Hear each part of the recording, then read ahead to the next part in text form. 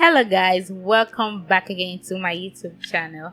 In today's video we would be making Nigerian chinchin, but before we do that, I want to use this opportunity to say welcome to my new subscribers, and these are the ingredients that we'll be using for this video. I have here flour, egg, sugar, condensed milk, butter, nutmeg, cinnamon and baking powder, milk, rolling pin, pizza cutter, and this is a bowl of flour that I just used to dust the surface, and silicone spatula. Please note that this flour is already sifted. Now I want to put in my butter so that I can achieve that breadcrumb like texture. Please note that before you do this, you should add in your dry ingredients like the cinnamon, baking powder and the nutmeg. I did mine. I put the butter before I did that. You can do it either ways, you're still gonna get the same result. So I'm going to mix my dry ingredient with my butter to achieve that breadcrumb like texture, as you can see in the video already. I'm gonna keep mixing it till I incorporate the butter totally.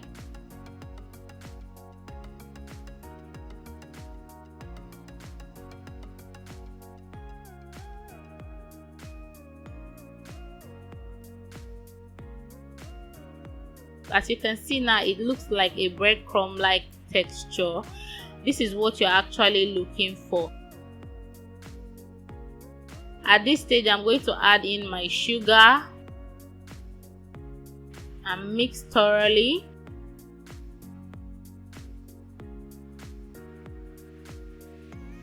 After mixing in my sugar, I'm going to break in my egg. Please note that this recipe calls for 2 eggs, but because of the size of this egg was very big, so I just felt I could pull it off with 1 egg. But please note that either way, you still need 2 eggs regardless of how big the egg is.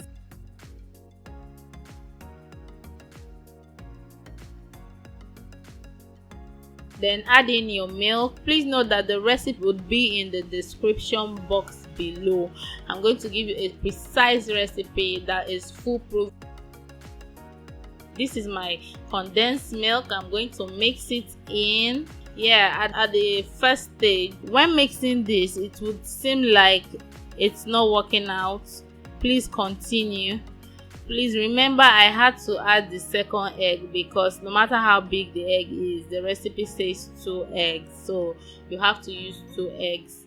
So I had to break in the second egg into the mixture.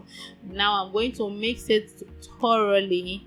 I'm going to mix it till it incorporates totally. Now it's looking like a very strong eba. That's not what you want. You're going to knead it till it becomes pliable.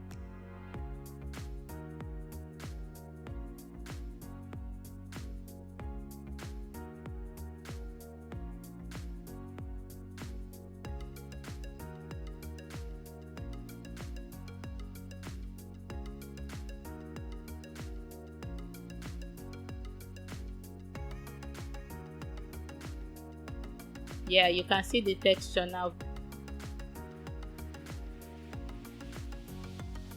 Now I'm going to take it out of the bowl and let it sit and rest for 30 minutes. When you indent it with your finger, it comes halfway up. It doesn't stay the same way. It comes up a little bit. That's how you know it's ready. Now I am going to transfer it to my work surface, but before I do that, I'm going to sprinkle some flour on my surface.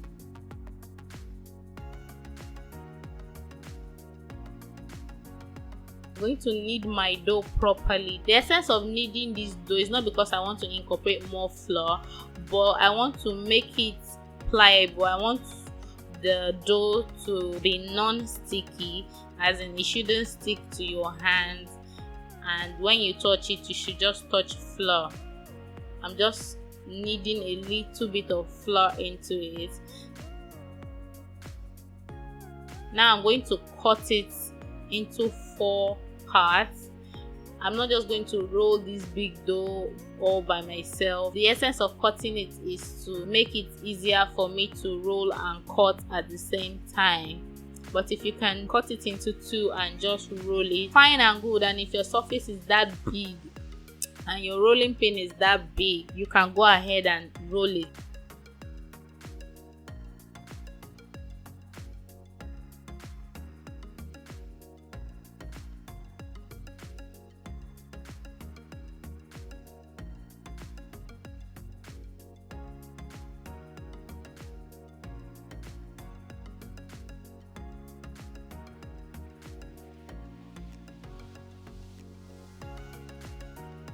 This is how flat I like it to be. You can make yours a little bit fatter than this, but this is totally okay. Now I'm going to start cutting with my pizza cutter. Pizza cutter is the best tool for this. I remember those days when we were small, we'll cut it with knife. We used to roll the dough with Star or Gouda bottle. We find one Star bottle or one Gouda bottle that my father has drank, so we use it to roll the dough. You can use any rolling pin to roll your dough, and if you don't have a rolling pin, you can improvise by using your Star and Gouda bottle for this, or any straight bottle that can do this actually.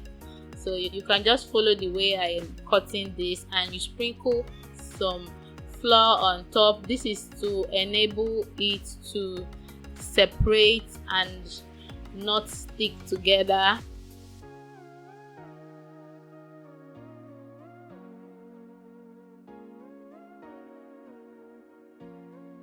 I'm going to add in more flour so that it doesn't stick from the sides I just cut off.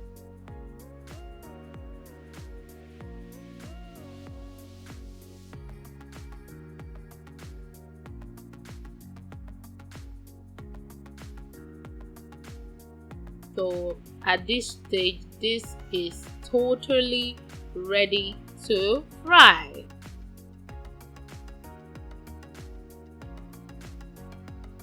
Now in a frying pan, this is an Indian sauce pan. I really love this pan. I saw it in one Z-Word movie, so I had to go and look for it. So I've been using it for years now, and little does it, small oil, because it's deep, you need little oil for this to fry.